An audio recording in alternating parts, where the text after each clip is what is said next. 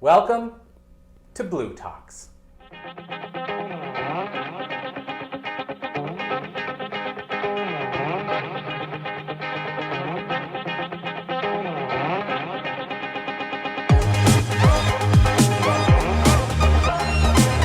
So first of all, let's bring on our guest, Trish Bennett.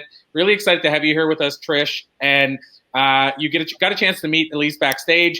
Trish, what we usually like to do, how we start this off, is to get you to tell us a little bit about your backstory, rather than us reading a bio, and just to get to know you a little bit better. And I always say to people, don't worry about how much or how little, because we're going to dive in deeper anyway.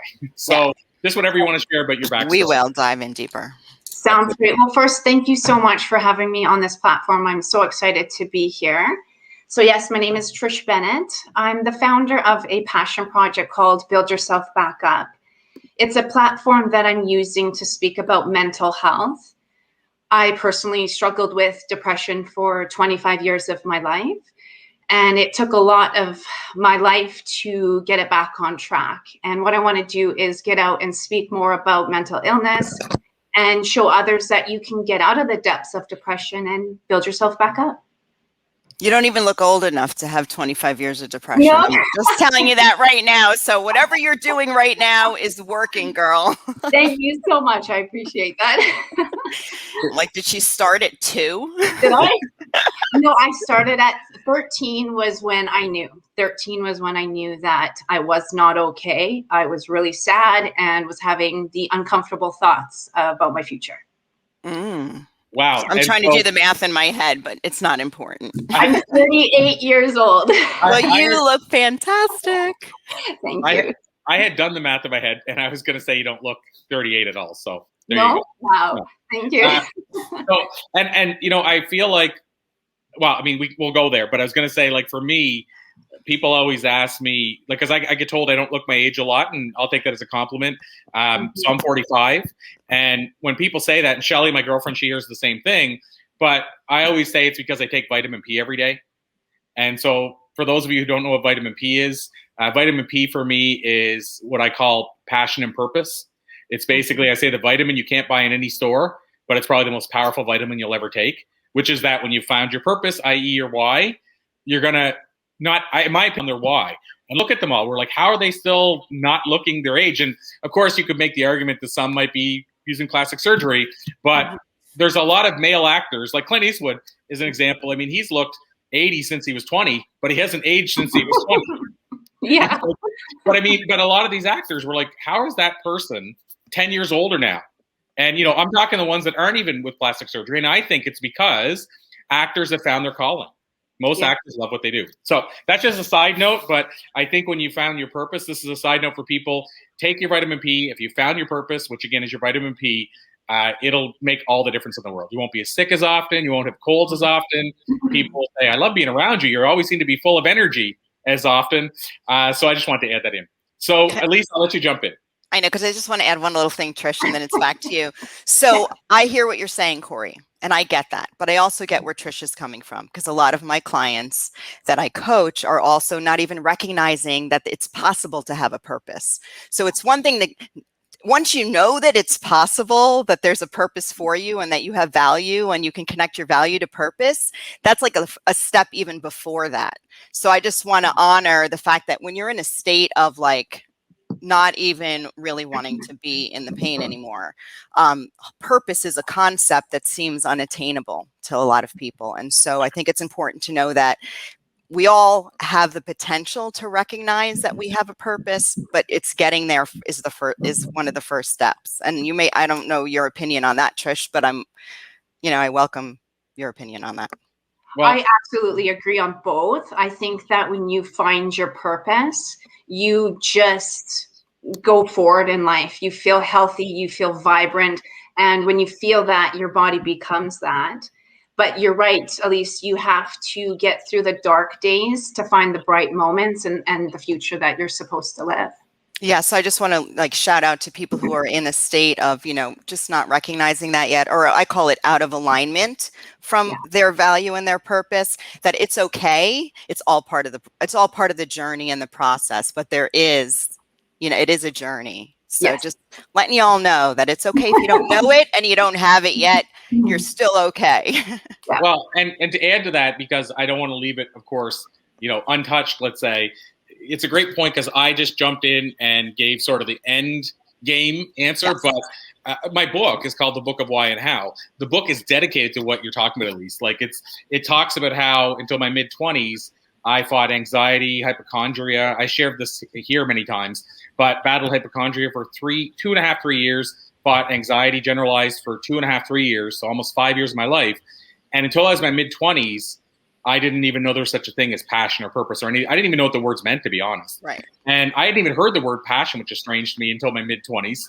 And so having said all that, I didn't know what that meant either. And I discovered it through stand-up comedy, which turned into me discovering speaking, which was my passion, which helped me find my purpose.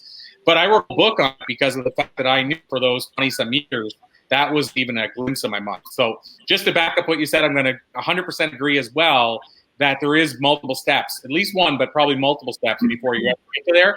I just want people to know that I didn't know, and I'm sure same with maybe all three of us, but I didn't know what it felt like or what it could feel like, and I didn't know what I was missing. But now that I do know, I want people to know there is something out there that can make you feel like this is why I'm here.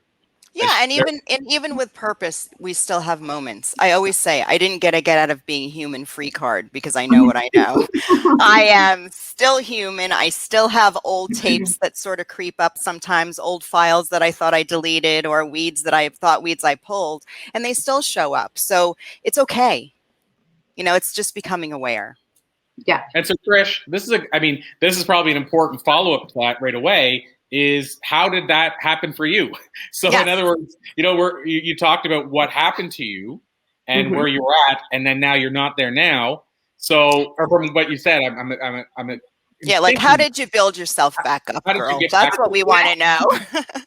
Well, the first step, honestly, was finally acknowledging that I was depressed, which was one of the hardest steps, was saying, okay, girl, like we've got some stuff going on here and we need to fix it.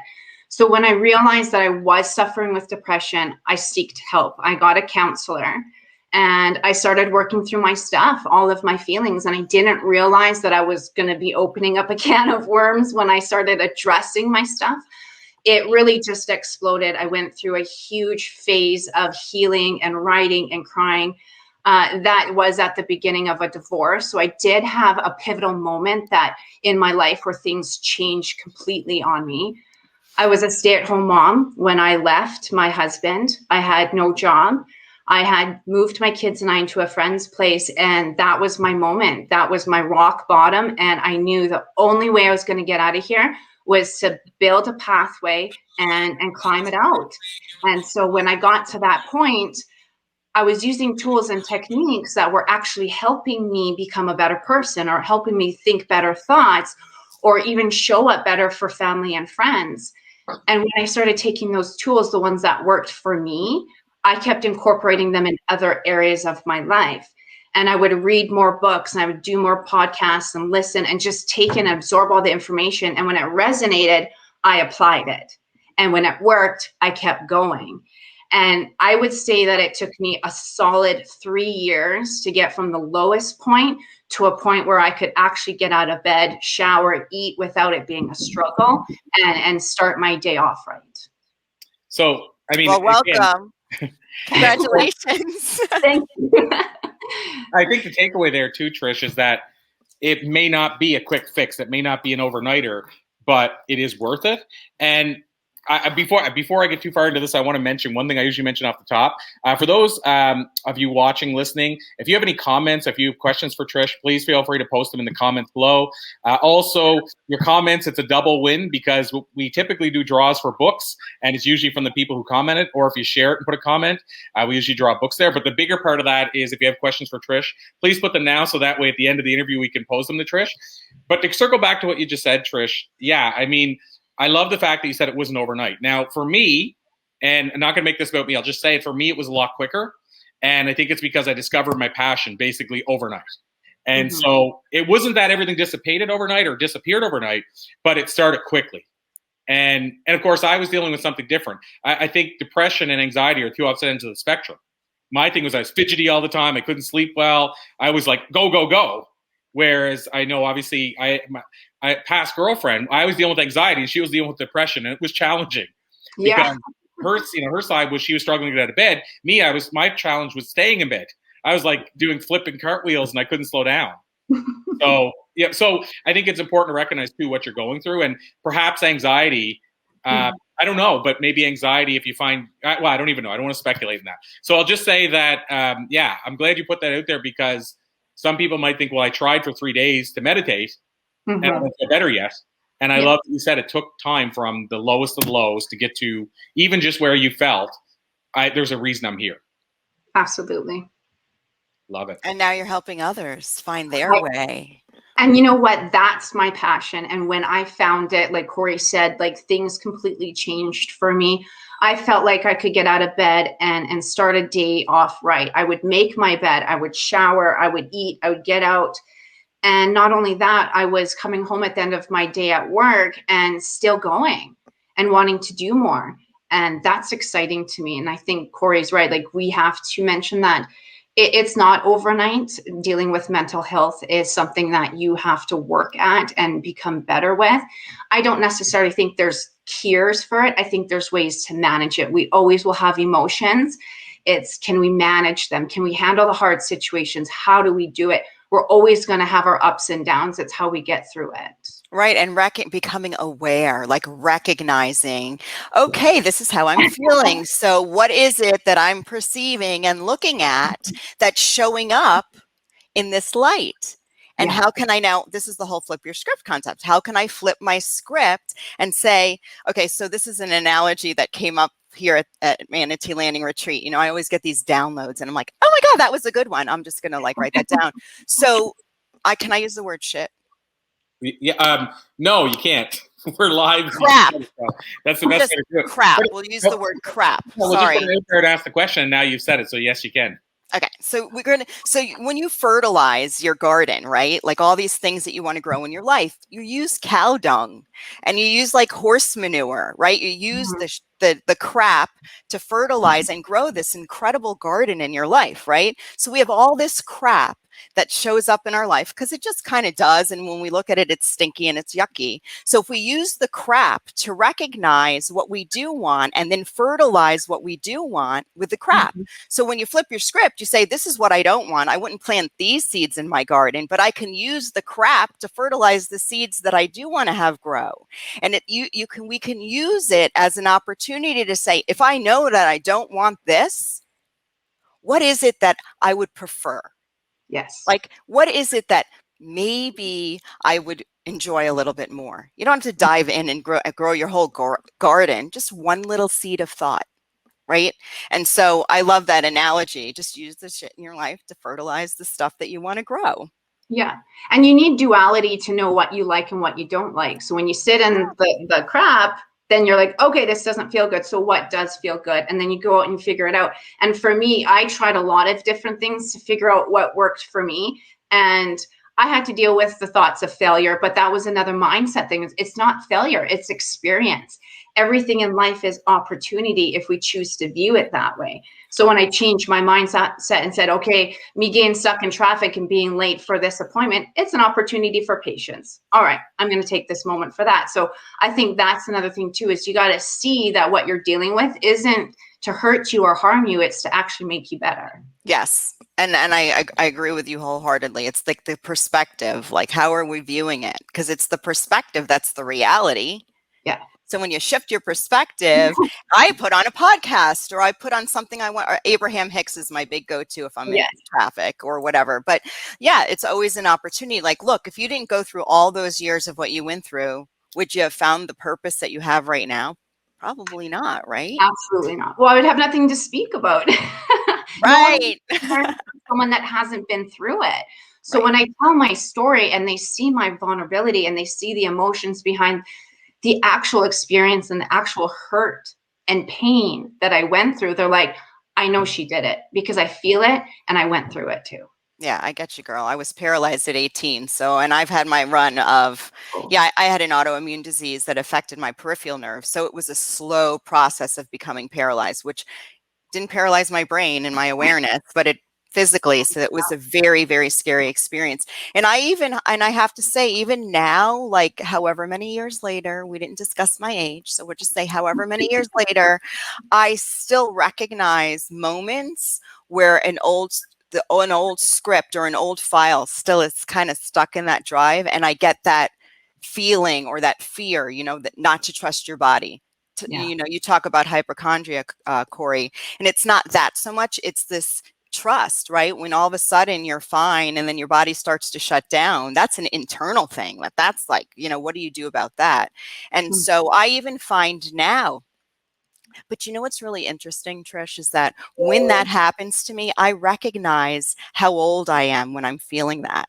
Like, I'm not my now age. I'm actually the 18-year-old or the 19-year-old. I recognize the shift in me when certain feelings come up when they're old. And I'm like, she's still around. She hasn't gotten the update that we're all good now, So having a conversation where they're going, hey, look around, look what we're creating. Like, we're okay. We've made it from there to here. Yeah. So, I mean, I still experience moments where, I'm like, oh, really? Yes. Well, at the beginning of my healing, I heard the expression that we're like onions. We're just going to peel back the layer after layer. And so when I thought that I had finished a layer of healing, I'm like, I'm so good. Everything feels good. And then a week later, I get hit with another trigger and I'm like, what's going on? And so, yeah, like there are moments where I will have a trigger through my kids because the age that they're at, I experienced something that wasn't so great. And then all of a sudden, boom, I'm in that moment when I was 9 years old and I'm trying to heal something for 20 years ago.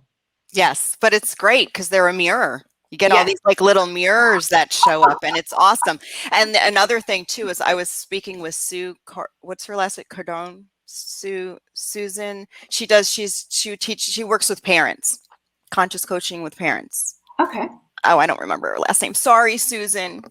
Sue. I'll go look at it. But anyway, so we talked about that because that's another thing too that happens when we as adults go through a process growing, and then we look at our children and see them going through something, and I did this. I tended to project how I thought I would feel if I was him. Mm-hmm. You know what I mean? Like if I was 8 and I was going through that, I would certainly be hurt or sad or scared, but that wasn't his experience. I was kind of projecting my 9-year-old experience or my 8-year-old experience. So as a parent, when you become aware like you are, it's a gift for the child because you won't be projecting your trauma and your experience on them. You recognize that it's the little girl in you. Exactly. And every child, the way that they experience and express it's so different than when we are adults. So when we see what we used to experience, it was much bigger. Sometimes it's just much bigger than it really was, but the feeling of it, the experience is still that heavy. Right. Exactly. Go ahead, Corey. It's all you. No, I was just going to add a couple of comments that we had as we're talking through this. One of them, people that will hear this name will know that she's my mother. And so Nancy Doucette, she put, I'm bipolar and I've suffered mental illness since 1986 without a relapse. So this subject is of interest to me. And so I want to just add, because this is maybe something that could help somebody. I've shared this story before on here, in fact. And Trish, one thing I want to make sure we ask you too is about some of the things you practiced outside of, you mentioned learning and, feeding your mind and stuff like that. I want to ask you about some other things that you may have done. But with my mother, one of the things I've shared this story, and it's so powerful to me, but she went into, now this is separate from her bipolar, but she had cancer for a number of years. And she went into her cancer doctor and he wrote her a prescription and on a piece of paper. And basically the prescription was, don't watch or read the news. And when we talked to him about it, he said that the patients that he had had the stronger chance of basically conquering cancer was the ones that didn't watch the negative news on a regular basis. And so the other side, it's hard for us to think about it, as you said, when we're in the bubble, but I feel like there's actually strategies and things we can do, and it might be harder to do them. For example, meditation might be harder when you have anxiety or depression, but I believe that you slowly, as you kind of said, hack away at it. It's a slow development. But even going on a news detox, and I've talked about this in here before, but I believe even just going on a news detox, it might not be a major difference to somebody who's struggling, but I think you'll start to see little differences. But anyway, I'd love to get your take on things that you may have done, or like, for example, meditation, or maybe even certain foods you ate, or anything that Or you EFT. did. Yeah. Or EFT that helped. Yeah, I used a lot of tools. When I first started, writing was my first tool. I could not stop. There was a moment in time where I wrote for 2 days straight, and then I slept for 24 hours. I just got it all out. So writing was my number one tool. Talking was my second tool. And when I realized that I was starting to shed away what was no longer serving me, I was able to start seeing other things. So I tried the EFT tapping. I've done the summits. I did meditation. When I first started meditation, it went well. But then I noticed that during meditation, all the thoughts of the things that I needed to let go of were surfacing. So meditation wasn't serving a purpose of calm and peace at that time, but it was showing me the areas of my life that I needed to heal. So I used it for that. And then eventually meditation became something that I could do to step out of my body and just enjoy space and silence. Other things that I've done coaching. I did counseling. I've reached out to different programs where I did mindset work. I spent a lot of time with my mindset. What I noticed for me, it's not a quick, okay, I don't want to think that I'm not worthy anymore. I want to think that I am. I could not actually jump to one to the other. I had to take these steps. So I took a program called Feminine Power, where they taught you that you start with the I am statement, that I am not enough. And then it becomes, I'm becoming enough. I believe I'm enough. And I took those steps. And when I started believing the new I am statement, I knew I was ready for the next one to start incorporating. And eventually I'm enough. I don't even have to question it, right? Like it's now who I am. So it was all these little things that I had to do to recognize the things that I needed to change. And it just was a constant every day. And it was really a lot of inward work. I love that easing into an affirmation. So I'm a big intention mind seeds. I've created these mind seeds for Flip Your Script. We have thought weeds that turn into belief weeds that when we pull, we can replant with mind seeds. And mind seeds are neutral. Like, I'm ready to recognize that I'm enough. You don't have to believe that, but you know that you're ready to recognize, right? And then I'm ready to be ready to feel like I'm enough. So it's about easing yourself into believing, because it's all about belief. And you can't fool yourself into believing something that we don't believe. Forget it, girl. So I'm just like, can you suspend your disbelief? You don't even have to believe it. But suspending the disbelief sometimes is just even easier to ease into. Anything's possible when I believe it is. Yes. And I love how they eased you into the belief. So now you can, now you believe it. And we know when we believe it. We know when we're trying to fake ourselves out. Our gut's like, you're full of crap. Yeah. Right? The back of the mind's going, yeah, you're looking in the mirror saying you're enough. And they're like, really? When did that happen? Because I haven't felt that like my whole life. Yes. And not only would my mind show me, but I started to get so aware that my body would shoot off little aches and pains here and there when I would hear a thought that didn't resonate with me. And then I'd be like, oh, not only did I hear it, but my heart ached. So that is something that I need to work on. And then when I was starting to believe the good stuff, and I would hear it without actually practicing it, I would feel that energy. I know that you know what I'm talking about, the universal energy that just loves to flow through your body. So I could tell that things were changing, not only when I could hear it, but when I felt it in my body. You know what? That's a huge awareness that many people, that's right there. That's a mind seed for everybody who's listening live or the replay. I want you to make note, and I welcome you to recognize that when you're in chronic pain for all these years, it's your body letting you know that you have an opportunity to recognize your value unconditionally, and something along the way has been turned into emotional plaque, and the only way that it's getting your attention is your body's letting you know. And when it hits you in a place that's really, really meaningful, that means that it's finally got your attention, because it starts as that awareness. If we all had the awareness that, oh, it's in my shoulder or in my chest or in my gut or in my throat, and we knew what that meant, we would get it right away. And we wouldn't need the big, long, drawn out diseases that we have. I have a client of mine who she's into cricket making, like making the vinyl and really cute stuff and everything. And so she uses her hands, and that's where she finds her joy. She's been in chronic pain. She's in a relationship that's really not working for her, hasn't been, she knows, ignoring, stubborn. And now her hands are shooting pain and she can't even do what she loves. And I'm like, girl, hello. Whatever the big something is, or the universe or source or whatever it is that's getting your attention was like, you know what? We're just going right for the source. Yeah. Now you can't ignore it. You can ignore the neck pain for 20 years. You can ignore this, your IBS for 15 years. You can ignore, you were good at like just living with that, but you're not going to live without the ability to create. Absolutely. And I personally suffered with ulcerative colitis for about 8 years. And when I started clearing away my depression, my colitis left. I haven't been on medication for over 4 years. And I was told that if I were to clear it away, I would not live with it. And I didn't believe it at first. And now I am a full believer. And it's incredible. If you get all of that out of your body, everything else just leaves. Well, it's a physical, energetic manifestation of emotional and mental hygiene that is waiting to be attended to.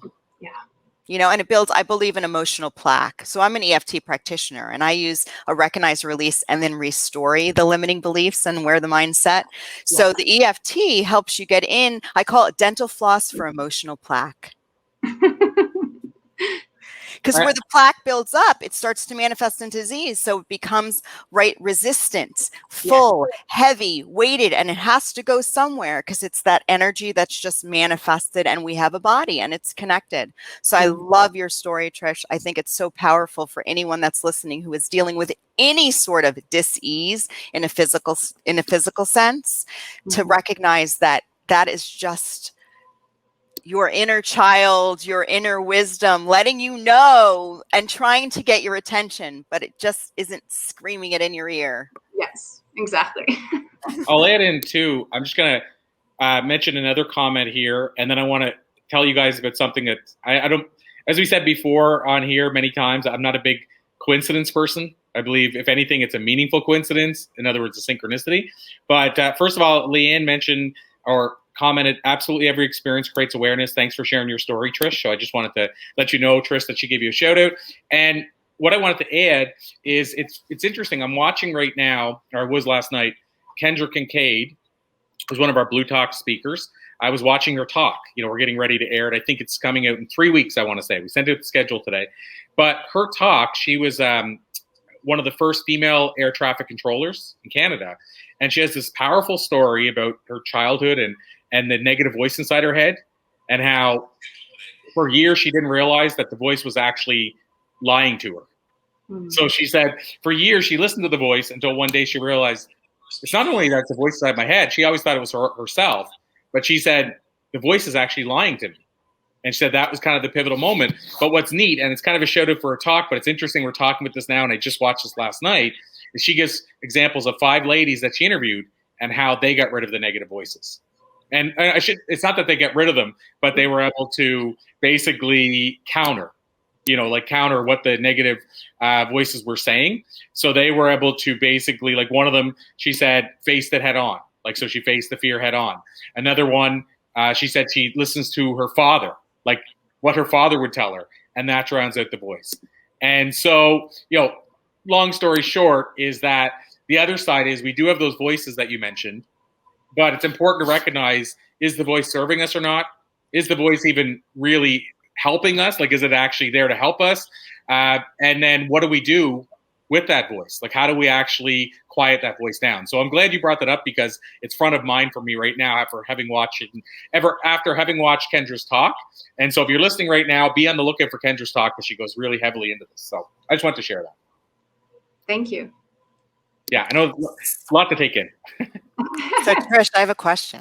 Sure. So if somebody wanted to reach out and have a chat and maybe hear your story, share a story that's similar, where can they find you? In front of mine for having watched it. That's weird. That's okay. I do have a website. It's bildyourselfbackup.com. I'm also on Facebook. I'm on Instagram, and I have a YouTube channel. Awesome. So do you do weekly lives, monthly lives? Like what can we find on your YouTube channel? They're going to be pre-recorded videos. So it's all about mindset, depression, how to build yourself back up. And on Facebook, I post stories. I post personal stuff that's going on in my life. And I'm just going to keep expanding from there. So it's kind of like a real-time blog. Yes. And I've got articles on my website as well. Awesome. Now, are you coaching one-on-one, or how are you expanding on your purpose? My goal is to become a speaker, a very well-known speaker on stage, and to share my story through that platform. Awesome. I love it. Yeah. Okay, Corey, I asked your questions for you. Well, and so, Trish, as we start to wind down, I'd also love to ask you, in terms of, when you work with people, when you're talking with people, I know we covered a lot of ground here today, but I'm curious as well, what you notice. I'm always about the common traits. So is there some common elements you notice when people are struggling with that people can be on the lookout for? At least talked about what you're feeling in your body and stuff like that. So is there a common thing or two you notice that people could be on the lookout for that you see happening with most people that struggle with mental illness? I would say that the first sign is shutting things down, shutting people out, shutting out hobbies, maybe not being able to get up and go to work. I think starting to step away from life is your first sign, because you're not wanting to live it anymore. And when you start noticing that, then I think the next step is to start asking what's going on, because there's going to be a trigger. So start asking yourself what these triggers are. What's causing you to not get out of bed? What's causing you to not want to eat, shower, feel good, talk to family and friends? That is going to be your first step. You need to start asking yourself those questions. And then going forward, if you're going to watch for it in yourself or even other people, you're going to notice the way that they interact with you. Myself, when I was suffering, if I found someone comfortable with, I would just open up. So if someone's giving you a full story, they need to talk. There's something going on and they need to talk. So, if you have the time and the space, sit there and listen. I'm the type of energy that I get strangers come up to me and they will open up about what's going on. And I just hold space for them because they need to let it out.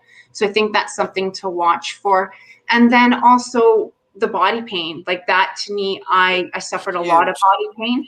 Yes. A lot of it was in my jaw. I had TMD, and what I actually learned from that experience, the physical, was that I had such strong blocks in my throat chakra. And your will. That's your will. My ability to speak and to stand up for myself. And so when I started to stand up for myself personally through depression, and then now getting out and talking, all of that pain that I used to experience, it's going away, and it's pretty much gone. I love it. I'd love to ask you, this is the big question, Trish, I usually ask every guest before we let them run. At least ask my other one, and that one obviously is the most common. I always ask everybody how we can connect with them further. Yeah. But the other question that I ask almost every time, and I'm just starting to bring it into the Flip Your Script events as well, is I call it the time machine question. So the time machine question is, if you could sit down in front of a younger Trish, like if you could jump into a time machine, go back and talk to that younger Trish, sit across from her and give her one or two pieces of life advice based on what you've learned in the years since, what do you think you might tell younger Trish? I would probably hold her hands, look her right in the eyes and tell her, just get up and try. Just get up and try. Here, tap on your chest while you're saying that. I'm ready to do some tapping with you so you can get it out. I could just see your energy shift when you went to your little girl. Yeah, because when I was younger, getting up and doing anything was hard. And as an adult and suffering, that was my motto. It was like, I can't get up and eat. I'm not going to get up and eat. It's like, just get up and try. And now when I'm working towards this passion of mine and I get fear about, doing this interview or getting on stage or doing something, I just tell myself, get up and try. I love that. That's such great advice. And it's such great life advice. What I love about it, it goes back to what you were saying earlier. It's the baby steps. You're not telling yourself, get up and do it. Yeah. You're saying, just get up and try. You're just trying. And it's a weird comparison, but whenever I tried stand-up comedy, before I found my true calling, when I tried stand-up comedy, I went into it saying, well, I don't have to actually get up on a stage to go to a workshop. So I went to this workshop where I learned about stand-up, and I just said, just go to the workshop. So just get up and try. You don't have to actually get on a stage ever. And then whenever I got to the last week of the workshop, we were tricked into getting on a stage. And I think a part of me said, just get up and try. The worst that can happen is, you bomb horribly. That's the worst. If you can accept the worst, it's all good from there. But I love that analogy. Just get up, or that advice. Just get up and try, because I think, again, it doesn't put all the pressure on get up and knock it out of the park. It's just give it a go. See what happens. Yeah, I always do experiments. I'm like, just for the next 3 days. But I tell my clients, are you ready? I'm like, okay, listen, you already know what it feels like to be where you are. And it kind of sucks, right? So you're an expert at it. You can always go back right to where you are right now because you've nailed it. And sometimes you don't even know you're doing it. You're doing it in your sleep. You're doing it like when when you're brushing your so I'm always like, can you do an experiment? Just for the next 3 days, I'm giving you permission, okay, to do an experiment, to you don't even have to know how. Just try it the way that you think that you want to do it, but you're afraid of doing it. Yeah. Right? Just try it. For the next 3 days, text me if you need me, whatever. And do an experiment's easy because it's temporary. Right. So I love the trying, and sometimes trying even seems too hard for some of my clients, but I'm like, it's an experiment. I said, you already got this. You've nailed this. We already know what this feels like. We know you can do it. So just do an experiment for the next 3 days and see, just become aware of how it feels. Are you afraid? What's coming up? Are you frustrated? Does it bring up old sadness? So I like the trying and the experiment because it's like temporary. I'm like, just for the next 3 hours, like we have to ease your way in, and then go back. You already got that. Nailed it. We nailed the depression. We nailed the anxiety. You nailed your chronic pain. So let's just try it the new way for just a couple of days and see how it feels. Yeah, absolutely. Amazing. And Trish, Leanne, who's been a good supporter of you here, put another comment saying, I need to say hi to Leanne. I think I met her on the Rise Up Challenge. Is it Leanne Fluter? I can't see. Leanne Pastor. Yeah. Oh, okay. Sorry. Different Leanne. But hi anyway. But Leanne said you're a great speaker, Trish. So she's reaffirming that you are a good speaker. So. Yeah, I look forward to going on YouTube and checking out some of your stuff and hearing your story. And here's another question that I do ask. And we talked about mind seeds. So mind seeds are a little bit different than affirmations. Affirmations are like, this is the way it is, and I'm going to force myself into believing it. Too much for me. I'm not a big affirmation girl. But mind seeds are that neutral sort of way of thinking that can ease you in, like I'm ready to feel better about myself. Like, gosh, I think it would feel great to feel better about myself. So those are kind of easy. So if you had a mind seed or a seed of perspective that you could help our viewers plant in their fertile mind to help them maybe flip their internal script a little, what would it be? I would say, and this is a bit on the spiritual side. Go for it. That we're spiritual beings having a human experience. So when we're in the human body, it's not our natural state. So when we make mistakes or we feel emotions or we're having a hard go, that's normal. We're actually learning to become human from a spiritual state. So go ahead and make all the mistakes you want. You're supposed to. Go ahead and try and succeed or not succeed. We're supposed to. Every path has a destination, but there's going to be so many avenues that we go down. So just try them all. I love that. Thank you for that. I'm planting it right now in the garden that I'm growing. That's called my life. Yes. Awesome stuff. Well, this has been an absolute pleasure, Trish. I want to get our next speaker right on, but I would just want to honor you and support you and thank you for being so brave in terms of tackling something like this, but also helping other people do it. It's certainly an area that, a vulnerable area for a lot of people. So thank you for all the great work you're doing for people and for being the person that's willing to step up and make it happen. Hey, Corey, really quickly, what was your website again, or how can they find you? Trish? Oh, mine? Sorry. BuildYourselfBackUp.com. Are you able to put that in quickly, just so if when people I'm watch putting the it replay, they'll at least see it? And you know what, Trish, you can go in the comments underneath this live and put in all of your contact information in the comments, so people can, so it'll be there like for as long as we're here. Okay. Sounds Well, good. because it's archived, so even if they go watch the replay, they can Yeah. see all the streaming comments, and all of your information will be in there as well. Welcome to bLU Talks.